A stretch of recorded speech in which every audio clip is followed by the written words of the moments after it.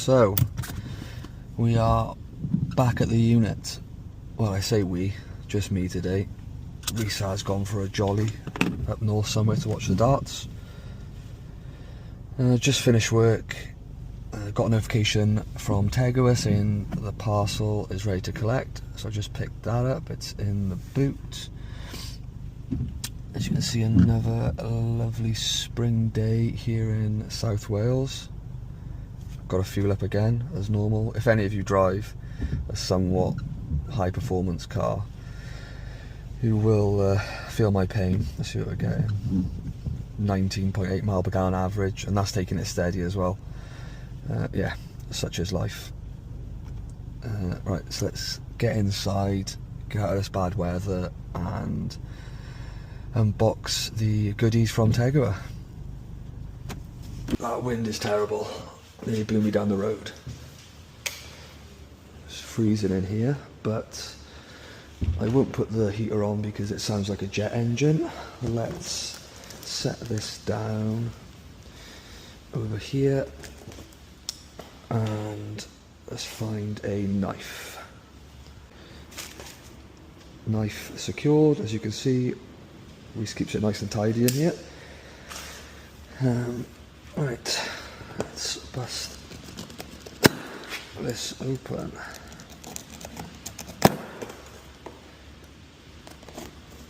Okay, what have we got? Gaskets. Nice, I think the one we've got on the car at the minute was a bit naff, so that'll come in handy.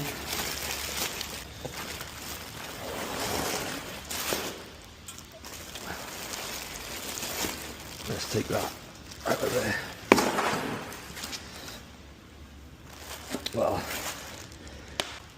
wastegate seems to be in a similar sort of position, so hopefully the exhaust doesn't take too much modifying, as in the downpipe and screamer pipe.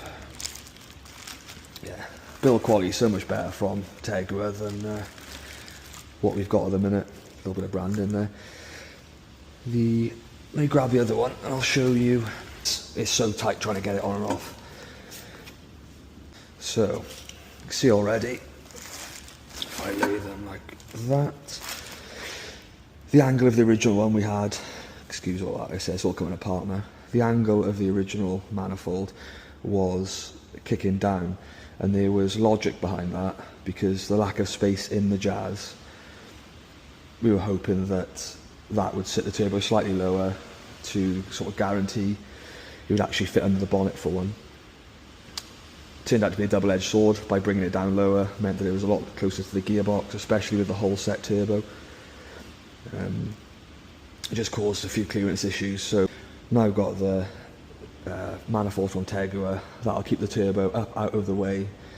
We can kick it back a little bit as well, but it'll keep it up out of the way of the wiring loom that runs across the top of the box. And it also makes it easier for if you want to change the wastegate spring, or just get the turbo off to do other bits and bobs. So yeah. So that is where we're at on the manifold side of things. Reese has been busy whilst I've been at work the last couple of days. Let me switch you over to the other camera. So hopefully we're back in 4K. Reese had a little bit of a tidy up with the wiring, even though the turbo is going to be lifted slightly higher now because of the Tegiwa manifold. Just as a precaution, we've retaped all that in heat resistant tape and then put some fireproof matting around that just to protect the loom a little bit better than what it was.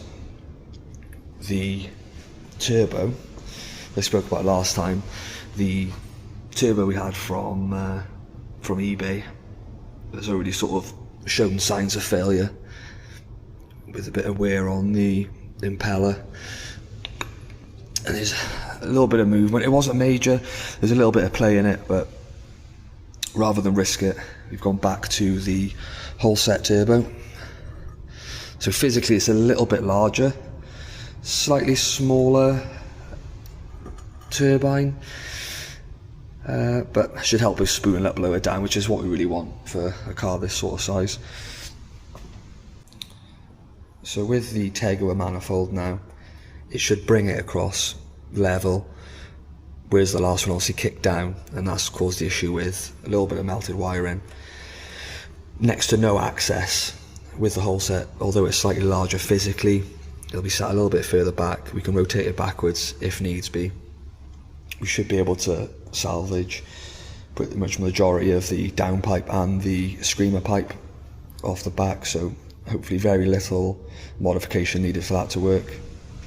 Gives us way more clearance for even just accessing any wiring down there, any sensors, gear linkage, all that sort of stuff, without pulling the turbo off every time just to get to anything down that side of the engine. So in the last video we were chasing the electrical issue, mainly not being able to connect the horn data for mapping and diagnostics to the OBD port. The OBD port was completely dead. We weren't really sure what had caused it. We thought it might have been something to do with potentially burnt wires, or because we've been trying to flash it a few times, perhaps we cooked the ECU. Turned out there are actually some small batteries in the ECU, and they needed to fully sort of deplete of their charge before it would pull itself out of recovery mode. So after leaving it overnight, Reese managed to come back the next day, reconnect the horn data, read all the error codes that are on there, nothing really new, and put the new map on it. So at least that side of things is now sorted. We were worried we had to sort of go down the full standalone ECU route, which would mean redoing all the wiring loom, a headache that we didn't really need, especially after just replacing the manifold now, which wasn't on the cards originally. But enough of chasing electrical faults. Next on the agenda is fitting the manifold, fitting the turbo, and getting it fired back up. So back to the build. So next dilemma is whether to heat wrap the new manifold or not. Because the quality is so nice, it seems a shame to cover it all up. But whether it's needed or not is another story. We've got so much room in the engine bay now, I don't think it's going to be in contact with anything that's going to cause any damage. It's so difficult to wrap these manifolds because of the tight radius. But we'll give it a go and see how it looks. It looks decent on the build.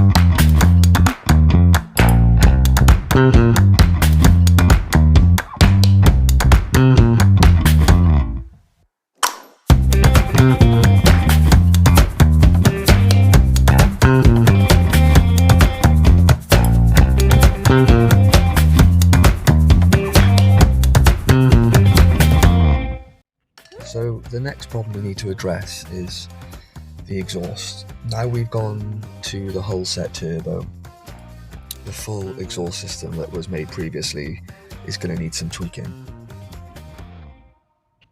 Now from the downpipe back itself, should be able to remain the same, and it should just be the downpipe and screamer pipe which will need a little bit of modification. We're lucky we've got Reese's dad, who can, fingers crossed, make the changes needed with not too much of a headache, and hopefully it's just a bit of a change in direction, maybe change some flanges over, and we can reuse most of that part as well.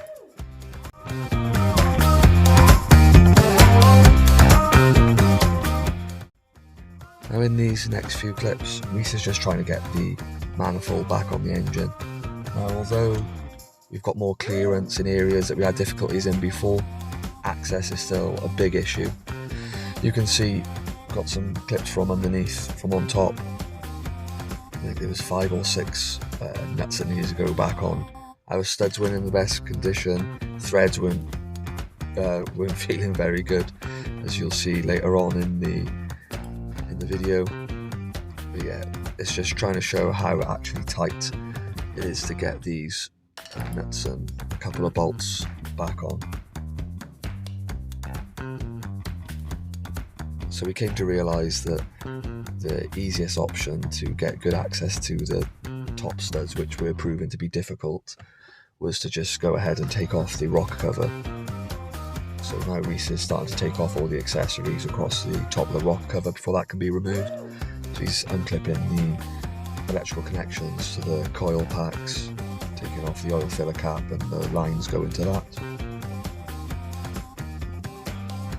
I think it was then at this point where he was starting to contemplate his previous life choices. Then he moves on to taking the securing nuts and the little rubber washers that hold the rock cover down to the head itself. Next, he's removing the coils from each of the spark plugs. He did notice when removing one of them it was missing the rubber O-ring, which we can come back to and sort pretty easily later on. Then what we thought was going to be a quick 2-minute pulling the rock cover off turned into a bit of an ordeal. The issue we were having, it was so close to the master cylinder, it's probably 1 maybe 2 millimeter clearance. You just could not get it lifted up over without then hitting against the manifold. Then it was back to hitting on the master cylinder, but after a bit of perseverance and some choice words, we managed to get the rock cover off. You've also just seen there Reese trying to pull the dipstick. Had a slight issue with the sort of retaining grommet, had slid down the dipstick slightly, so it was causing it to jam, and we couldn't get it out until after we got the rock cover off. But we'd ordered a new one from Tegiwa by this point anyway, so nothing to worry about on that side of things. Just need to get it off now so we can cut it and remove the damaged part.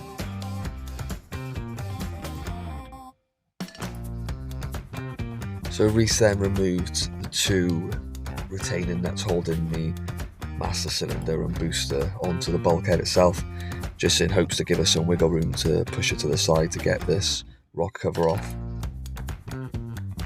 And just like that, the rock cover is now off.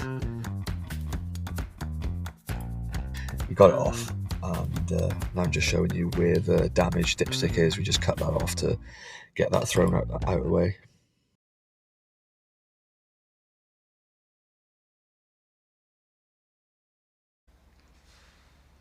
And just like that, no more work for tonight.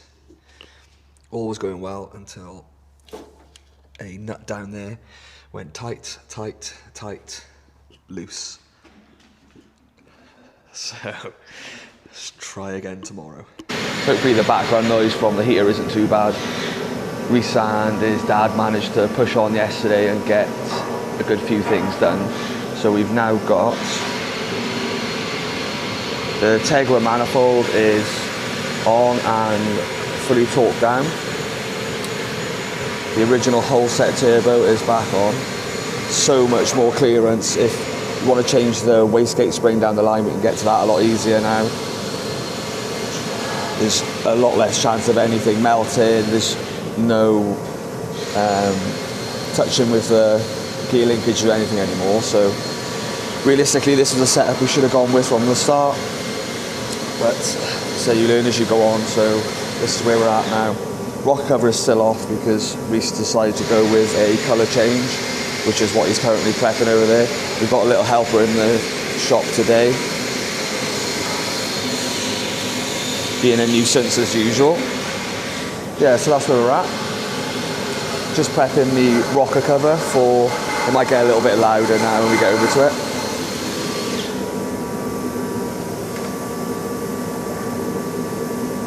So just prepping the rock cover for paint, and the paint we're going to go with is going to be the black winkle paint. As you can see, Mac loves to help.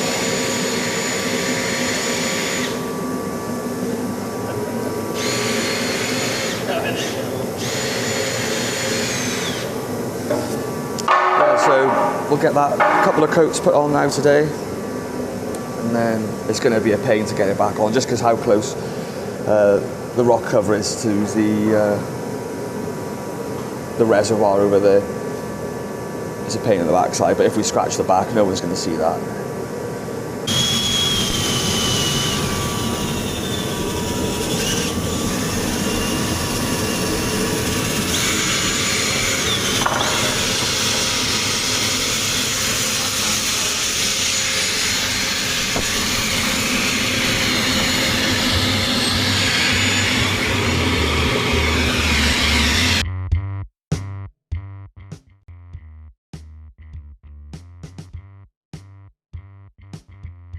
With the new turbo and downpipe setup, we've lost one of our locations for the wideband and O2 sensor. So one sensor is going to stay in this elbow, which is fine.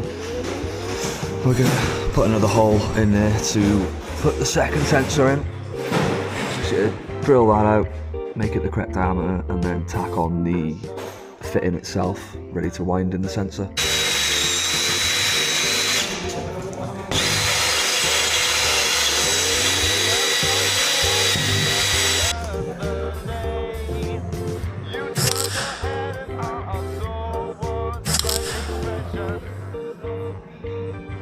Hi guys.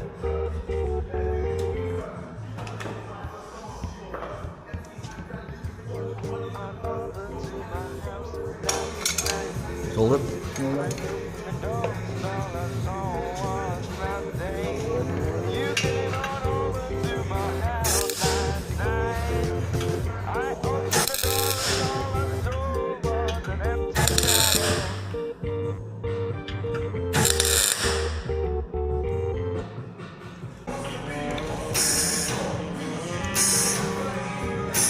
Oh, you've gone to the shroud, you just got to knock him off, you will. Huh? It's gone to the shroud and you got a bit closer.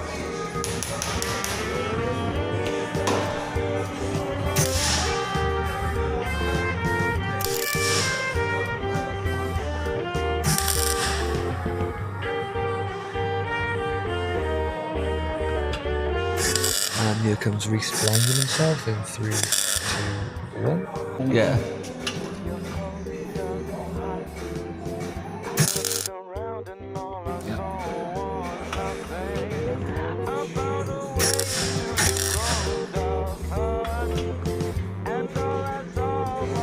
The good thing is you can build that underneath that now, right?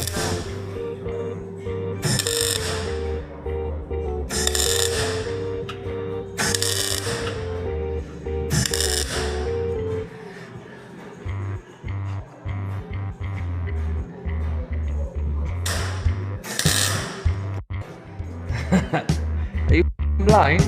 Yeah, I know. Reese has now moved on to reinstalling the rubber gasket, which seals the mating surfaces between the rocker cover and the head of the engine.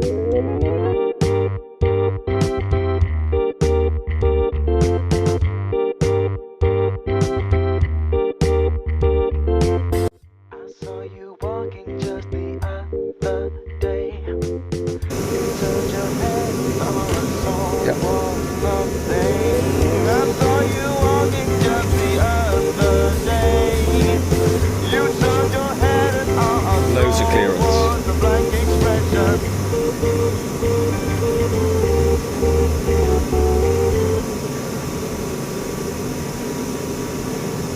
So before anything else goes back on, now the rocker cover needs to get refitted.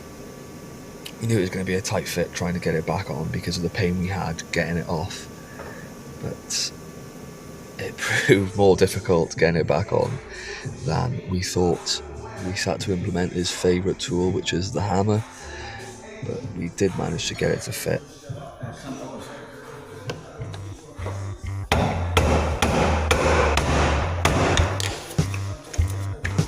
Hit the bit at the back with the threads on, maybe.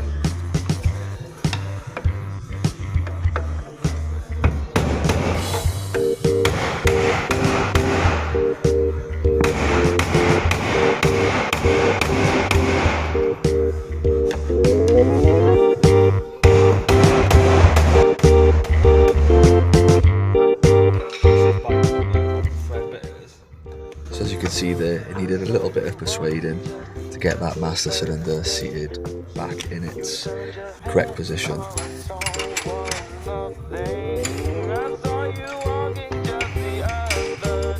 So, rocker cover is back on with great difficulty. You can see a tolerance there. There's probably a mil, 2 mil maybe. Pig of a job, but back on now, get everything else tightened back up. And, it's fun when your hobby becomes your biggest stressor in life.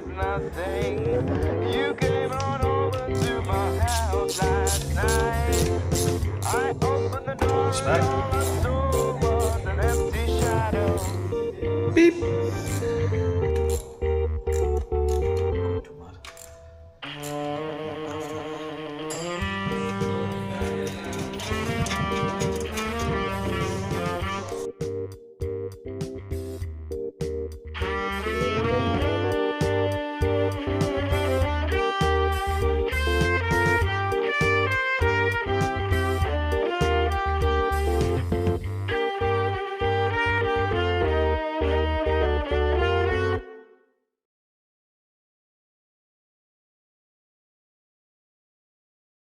So everything is back together now. We've moved the car off the ramp.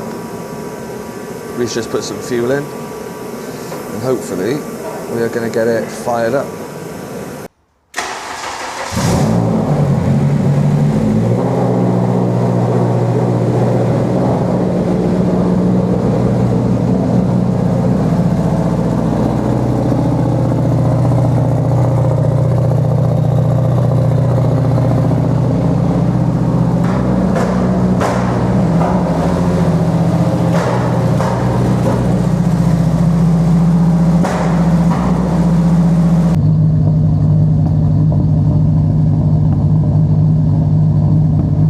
Thought it best before taking it out just to readjust the height of the front end just to better match the rear and give us a little bit better clearance for taking it out on the test runs.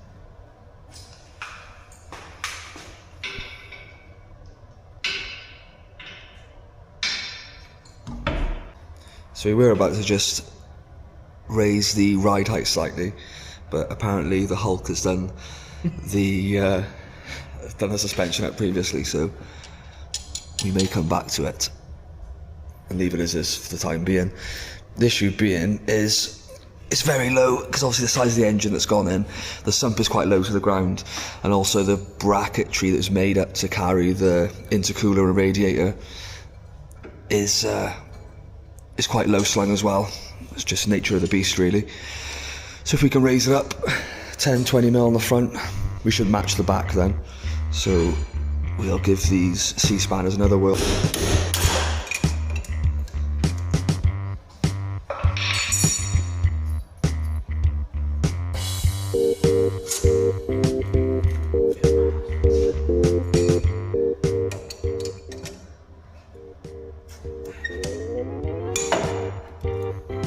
Just trying to do like one full turn, is it? Or 2 full turns perhaps?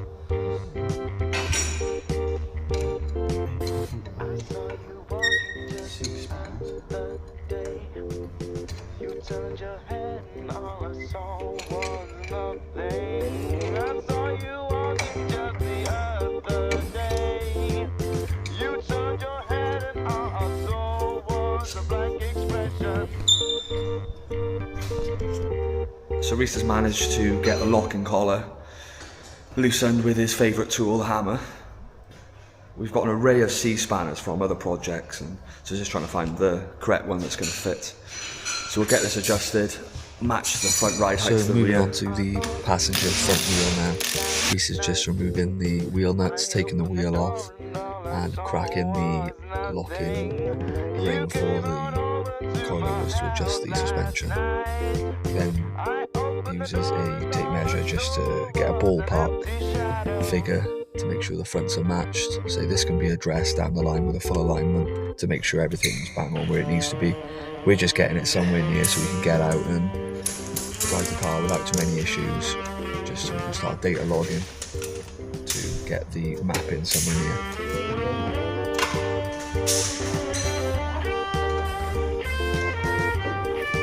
It's on the tension, isn't it?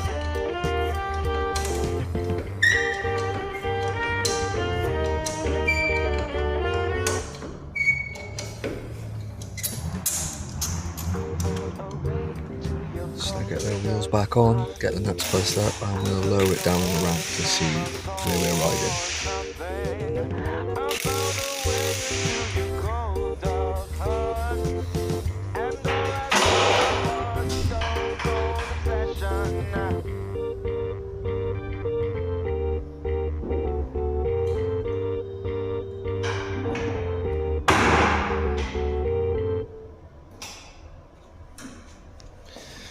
So we adjusted the ride height on the front now, raised it about 10mm. It's not the final setting, it's just going to be where we need to put it just to get out and do some test runs.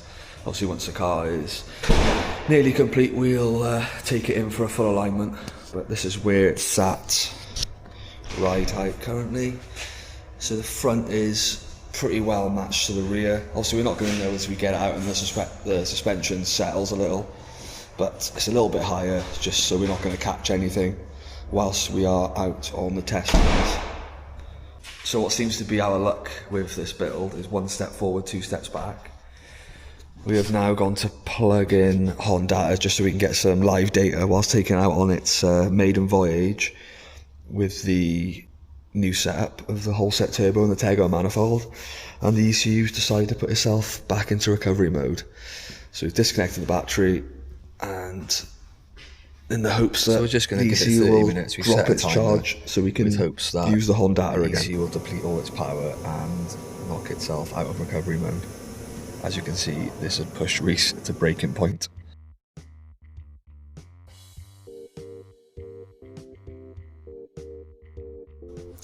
So after multiple attempts of leaving the ECU off the power for 30-minute intervals, we realised that whoever is saying it's 30 minutes to come out of recovery mode online is a little fibber. So Reese is currently practicing his gymnastics bridge to fiddle with the ground wire. So we've got a bypass in there for the immobiliser, and we're thinking the ECU is potentially picking up that there's a disruption in its ground, so correcting that, see if that makes it any easier to get the HON data to connect to the OBD. If not, it's going to be a case of leaving it overnight again, because that seemed to solve it last time. Must give it enough time to have a full discharge and pull itself out of recovery mode. So I think that is it for today, where we currently stand. So fixing that signal ground seemed to sort things out, so we managed to take it out on a little test run. So that seems like a convenient spot to finish this video. Upcoming, you get to see us try our hands at wrapping for the first time. So nothing like jumping in the deep end, trying to wrap a whole car with no experience. And we still need to figure out what we're going to do on the ECU and mapping side of things, whether we're going to try and do it ourselves or send it off. But to end this video, here's a little clip from today's test run. Fast and Furious laptop.